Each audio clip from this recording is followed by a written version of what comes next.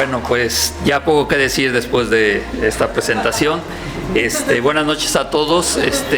Quiero comenzar agradeciendo a Sergio que nos permite estar aquí por segunda vez. Venimos casi hace un año a presentar Semana Santa en la Castañeda y es la segunda vez que venimos aquí a este lugar que nos gusta tanto, que disfrutamos tanto.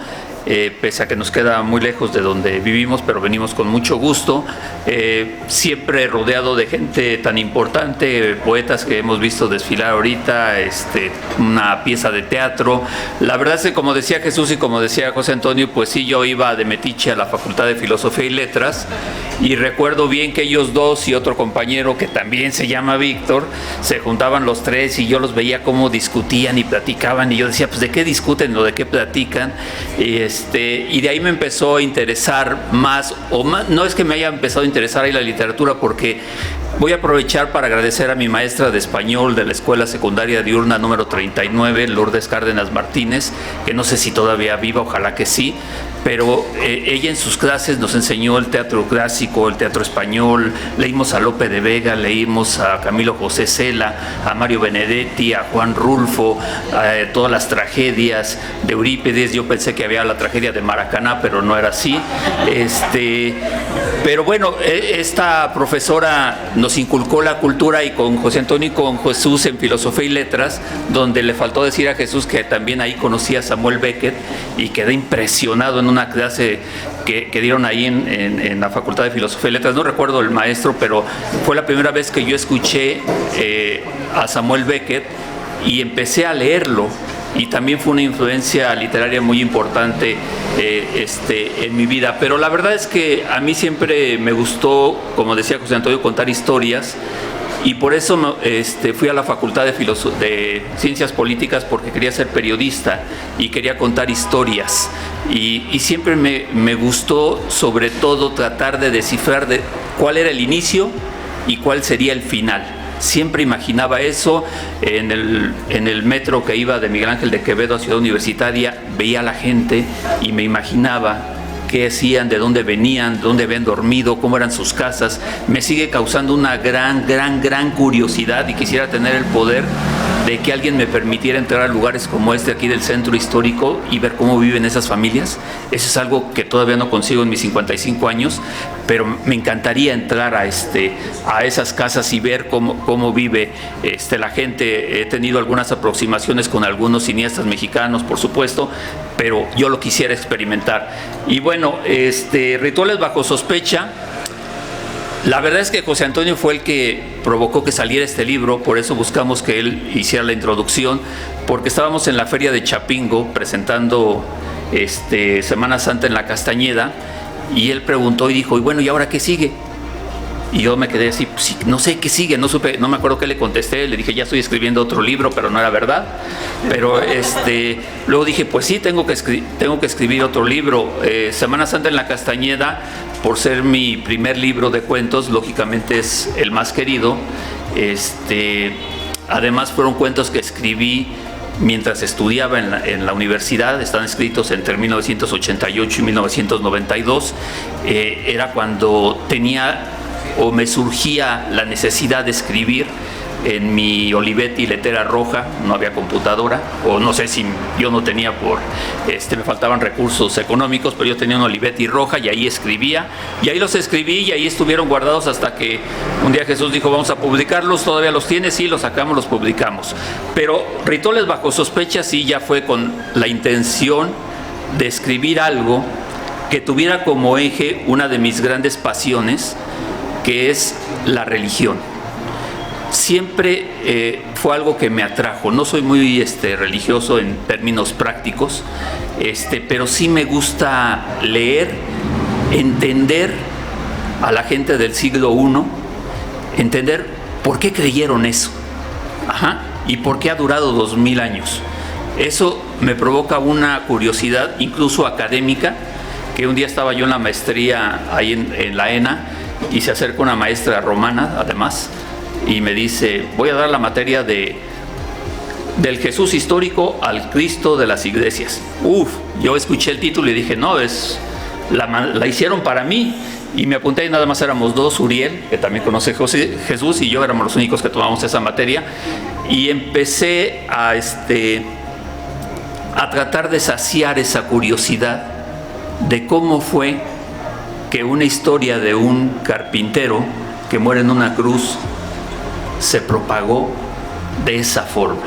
Entonces, uno de los cuentos que está aquí, que ya se mencionó José Antonio, es Lucas, este evangelista, que si uno lee su evangelio, pues existe en él también una confusión de quién es el Mesías.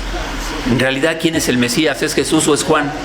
Entonces yo dije, ahí está, no, simplemente lo voy a resumir en tres hojas y voy a ponerle algunos elementos de un cuadro de Caravaggio y sale un cuento. Eso fue lo primero que me imaginé y no sé si resultó, pero ahí está.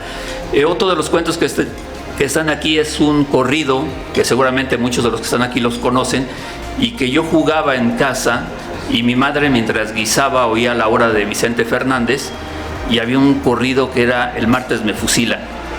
Y yo recuerdo que cuando lo pasaban en el radio me paralizaba y me quedaba escuchando El martes me fusilan. Y escuchaba la historia y decía, qué bárbaro. No era como hoy de que se puede repetir las veces que quieras la canción. Entonces tenías que estar esperando que en la hora de Vicente Fernández pasaran otra vez El martes me fusilan, ¿no? Para ir entendiendo la historia.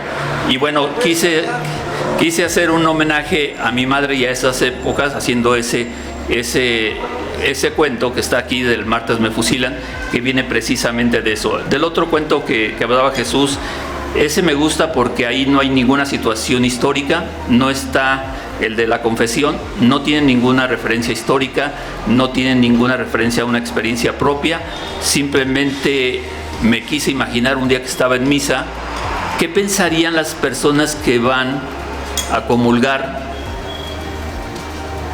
¿Sentirán algo por el sacerdote?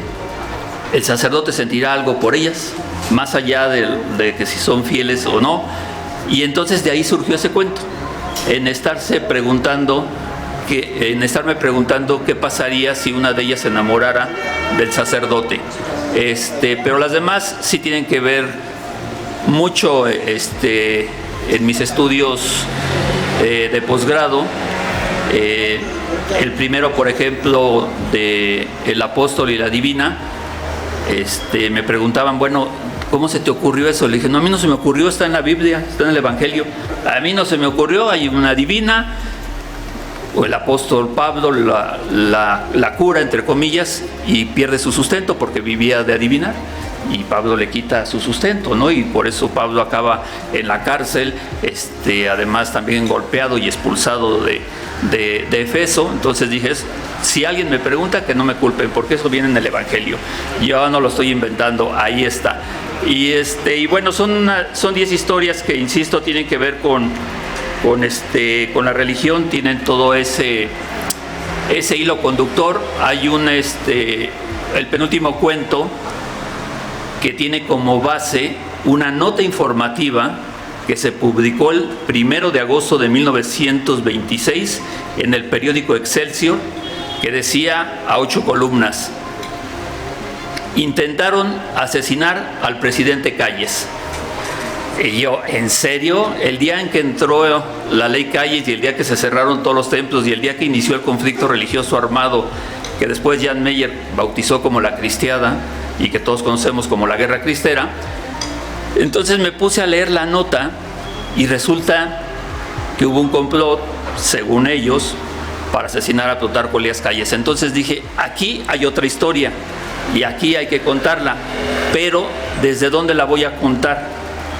Y pensé que la podría contar desde la perspectiva del policía que resuelve el conflicto y el posible, a mí se me hace novelesco, atentado contra Plutarco Elías Calles, justo el mismo día en que entraba en vigor la ley Calles y que se cerraron los templos en México y que estamos a 100 años precisamente de ese acontecimiento. Entonces, eso es lo que me gusta hacer, con esto concluyo, eso es lo que me gusta hacer, imaginarme historias en lo que leo, en lo que veo, en lo que escucho, en lo que recuerdo de mi infancia. Semana Santa en la Castañeda tiene más recuerdos de mi infancia, obviamente, porque también un día escuché que José Agustín, que falleció hace muy poco, dijo que sus primeros libros pues son sus historias, porque no tienes otra cosa que contar más que lo que viviste. Entonces, Semana Santa en la Castañeda, pues es eso, pero ya no, ya es una intención, y me decía Jesús, es un libro que va a costar trabajo para los lectores, se necesita, decía Jesús, es un libro para gente culta. No lo creo, creo que es un libro para alguien que quiere entretenerse, porque entretenimiento es muchas cosas. Entretenimiento es pasar un buen rato con nosotros mismos, no hay necesidad de ver todas las redes sociales que hay hoy, todas las plataformas que existen hoy. Entretenimiento sigue siendo pasársela bien, y bueno, eso es la intención de Rituales Bajo Sospecha. Y bueno, finalmente quiero agradecer también a Gregorio Moctezuma, Martínez Moctezuma, que es el editor de Agua Escondida, que costó mucho trabajo que saliera este libro. Pasamos por muchas peripecias, pero me imagino que así es.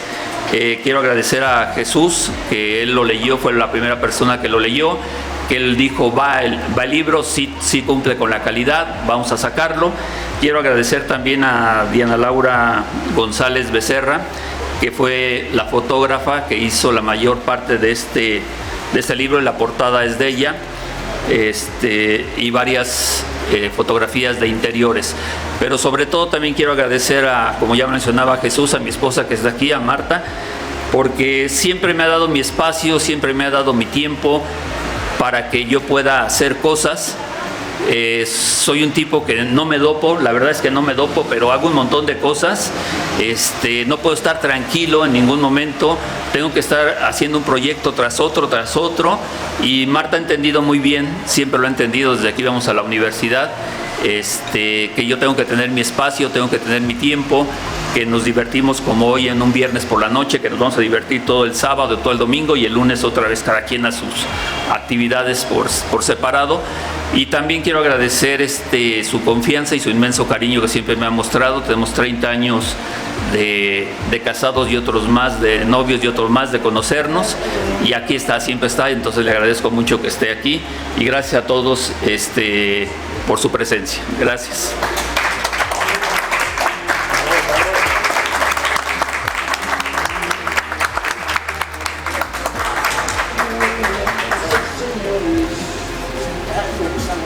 Pues muchas gracias, Víctor, muchas gracias por la oportunidad de conocer tu obra.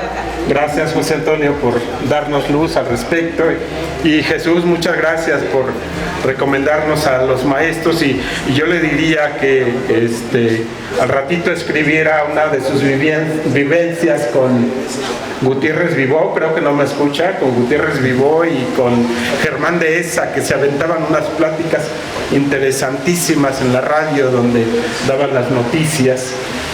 Luego le platico a Víctor porque creo que no me escuchó. Sí, Gutiérrez Vivó, pero lo tendré. Con Germán Dehesa, con muchos de los que se reunían con él ahí. Era la mesa de monitor. Interesantísimo escucharlos. Así es.